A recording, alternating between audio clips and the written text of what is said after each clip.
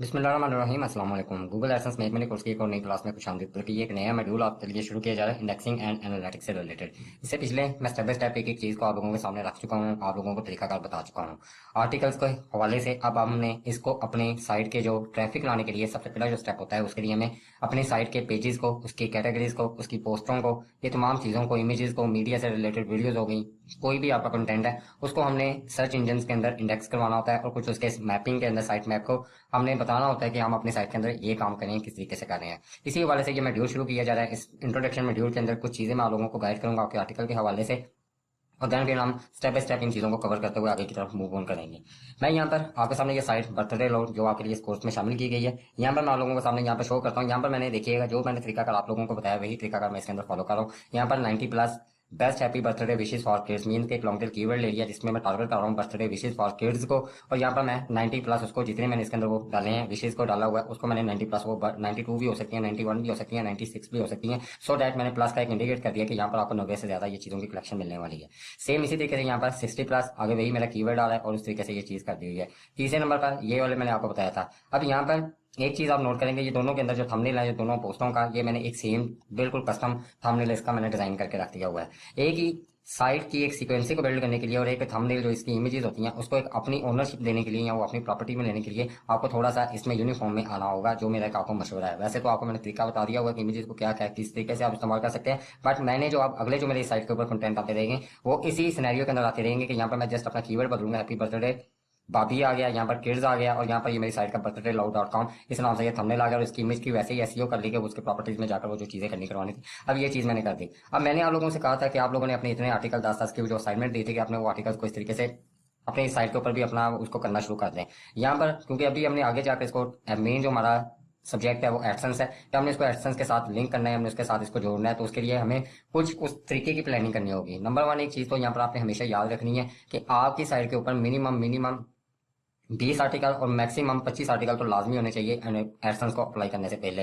वो 15 पे भी जाता है, मेरे पास ऐसे ऐसे मेरे अपने जाती एक्सपीरियंस है कि मैंने 10-10 आर्टिकल्स के ऊपर भी अप्रूव करवाई हुई है, साइट्स वगैरह सारा कुछ किया हुआ है। बट मैं आपको एक ग्राउंड सेट करके दे रहा हूँ कि आपने मिनिमम कितने रखने हैं और मैक्सिमम कितने रखने हैं, और उसके बाद आपने ऑनवर्ड उसको आर्टिकल्स को अपनी साइट के अंदर इंक्लूड करते चले जाना। मीन्स कि यहीं पर ब्रेक नहीं लगा देनी, चलें जी 25 का कहा है सबने और 25 से ऊपर अब हमने नहीं जाना, तो हमने बस 25 के ऊपर ताला लगा देना है। इसका एक तरीकाकार होता है। तरीकाकार क्या होता है, एक चीज यहाँ पर मैं आपको और गाइड करता चलूँ कि जो इसके एल्गोरिथम्स होते हैं, जो हम अपनी साइट को इंडेक्स कर देंगे तो क्या होता है कि उसके एल्गोरिथम्स और गूगल के क्रॉलर्स होते हैं, जो उसका बोर्ड या सॉफ्टवेयर जिसे कहा जाता है, मशीन ही होती है वो, तो वो क्या करते हैं कि वो आपकी साइट को एक्टिविटी, आपकी साइट को देखना, उसको स्टडी करना, उसको स्मेल करना शुरू कर देते हैं कि ये बंदे कि जो साइट है ये इसको किस तरीके से लेके चल रहा है, उसको किस तरीके से ये अपने कंटेंट को पब्लिश कर रहा है, इसका कंटेंट का सिनेरियो क्या है, इसका फॉर्मेट क्या है, ये इसकी सीक्वेंसी क्या है, ये कुछ चीजें इस तरीके की बहुत सारी मैटर कर जाती हैं जिस पे आप जिसके बेस के ऊपर आपका कंटेंट ऊपर की तरफ जाने लगता है। अब यहाँ पर आपने ये नहीं करना कि आज आप बैठे हैं सुबह के वक्त तो दोपहर तक आपने 10-15-6-4-5 आर्टिकल आगे पीछे वहां पर लगाया, सेट किया सारा कुछ और उसको पब्लिश करते चले गए।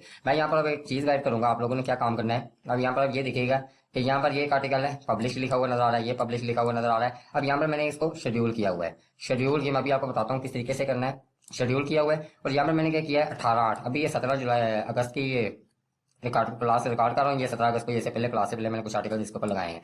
अब यहाँ पर 18/8 को 4:30 पर मेरा ये ऑटोमेटिकली जो मैंने शेड्यूल सेट किया हुआ है उस टाइम पर ये ऑटोमेटिकली यहाँ पर मेरा ये पब्लिश हो जाएगा। अब नेक्स्ट जो आ रहा है यहाँ पर, अभी ये मुझे गलती भी नजर आ गई मेरे वाली कि ये एएम मीन के मैंने सुबह रखा हुआ है, ये पीएम। अब उसी तरीके से मैंने 19 अगस्त को रखा हुआ है, तो 19 अगस्त को सेम उसी टाइम के ऊपर मेरा अगला आर्टिकल पब्लिश हो जाएगा। मीन के मैं चाह रहा हूँ कि मैं डेली बेस के ऊपर अपनी साइट के ऊपर आर्टिकल्स को पब्लिश करता चला जाऊँ, उसका एक टाइम, उसका एक कैलेंडर सेट हो जाए, उस तरीके से गूगल को पता चले कि यार यहाँ पर डेली बेसिस के ऊपर साइट के ऊपर हरकत हो रही है, यहाँ पर एक्टिविटीज हो रही है। इट मीन कि ये साइट वाला बंदा बड़ा सीरियस है और बड़े प्रोफेशनल वे के अंदर वो अपनी साइट को लेके चल रहा है, जो उसने अपना एक टाइम डिसिप्लिन सेट करके रखा हुआ है। अब ये शेड्यूल कैसे करना है, मैं अभी इसी को ये सेट करता हूँ क्योंकि ये मैं गलती भी और आपको बता भी देता हूँ। इसको मैं एडिट के ऊपर अभी क्लिक करता हूँ। क्लिक कर देने के बाद यहाँ पर अब आपने ये देखना है कि यहाँ पर ये आपके सामने लिखा हुआ है शेड्यूल। जब मैं इसके एडिट के ऊपर क्लिक करूंगा, एडिट के ऊपर क्लिक कर देने के बाद ये भी लोड हो रहा है। एडिट के ऊपर क्लिक कर देने के बाद यहाँ पर अब आपके सामने ये मंथ आ रहा है, यहाँ पर आप किस डेट को करना चाह रहे हैं वो डेट आप यहाँ पर मॉडिफाई कर सकते हैं। और यहाँ पर ये वाली चीज आ रही है। अब क्योंकि हमारा वो एएम पीएम वाला सीन नहीं है, मैं क्या करूंगा कि 12 बजे के बाद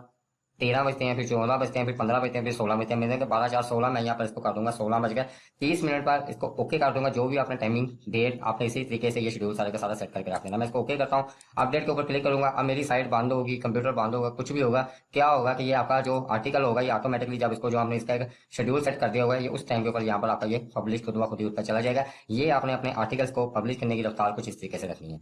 दूसरी चीज मैं आप लोगों को बताता हूँ, यहाँ पर मैं आता हूँ। अब ये विषय से रिलेटेड साइट है, मैं अब आपको एक थोड़ी सी इसके ऊपर वर्किंग करके दिखाता हूँ, एक सेकंड रुकिएगा। अब मैं अगर इस आर्टिकल को ओपन करता हूँ ना, ये वाला ओपन करने के बाद मैं बिल्कुल लास्ट में आता हूँ, तो यहाँ पर आने के बाद ये आपके सामने यहाँ पर एक आपके सामने ये कैटेगरी आ रही है कि किस कैटेगरी है, बर्थडे विशेष ये आ रही है, और नीचे मैंने एक टैग का ऑप्शन इस्तेमाल किया हुआ है। ये बड़ी सीरियस चीज है, और साइट को गंदा करने में भी टैग्स का रोल बड़ा अहम होता है, कि जब लोगों को इसकी समझ नहीं ना आती तो वो इस चीज को गूगल के जो क्रॉलर्स होते हैं वो बड़ा वो गिडमिड सा काम हो जाता है, वो कॉम्प्लिकेटेड सा काम हो जाता है, और साइट का सत्यानाश होना शुरू हो जाता है। मैं आपको इसका बड़ा सिंपल वे के अंदर तरीकाकार बताऊंगा कि आपने इन टैग्स को भी लाजमी तौर पर यूज करना है, उसका तरीकाकार क्या होगा। मैं यहाँ पर नोटपैड को ओपन करता हूँ।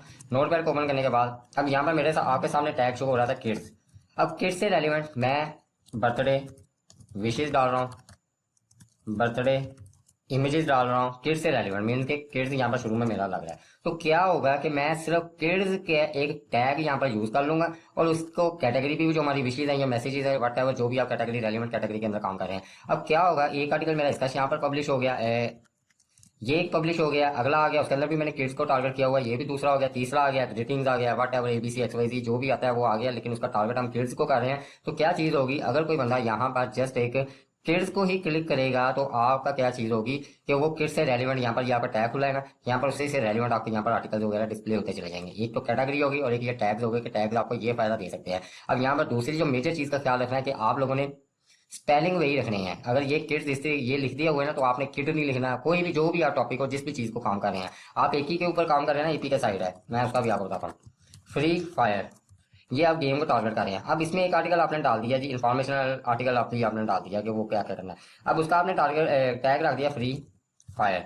जब आपका एडसेंस अप्रूव हो जाता है और जाहिर सी बात है वहां पर आपने उसको कुछ आर्टिकल को मजीद भी छापना है, उसके वर्जन के बारे में बताना कि ये वर्जन, एक आपने आर्टिकल डाल दिया वर्जन 1.0 वट एवर, ये डेमो है। दूसरा एक आर्टिकल आपने डाला उसके अंदर आपने वर्जन 2.0 दे दिया, और इसका जब टैग रख दिया आपने फ्री फायर, जो भी टारगेट कीवर्ड होगा एक सिंगल वर्ड, उसको आपने जब ये टैग रख दिया तो क्या होगा कि जब कोई एक बंदा आकर आपके फ्री फायर के ऊपर क्लिक करेगा ना तो उसको फ्री फायर से रेलिवेंट सारे के सारे यहाँ पर भी वो शो होना शुरू हो जाएंगे, आर्टिकल वगैरह शो होना शुरू हो जाएंगे। जिस तरह से ये एक टैग शो हो रहा है यहाँ पर से रेलिवेंट, जैसे जैसे मैं किड्स के ऊपर आर्टिकल डालता चला जाऊंगा ये चीज शो होती चली जाएगी। अब यहाँ पर आपका सवाल बनता है कि सर जब हम यही चीज कैटेगरीज के अंदर कर रहे हैं तो ये चीज हम किड्स को क्यों करें।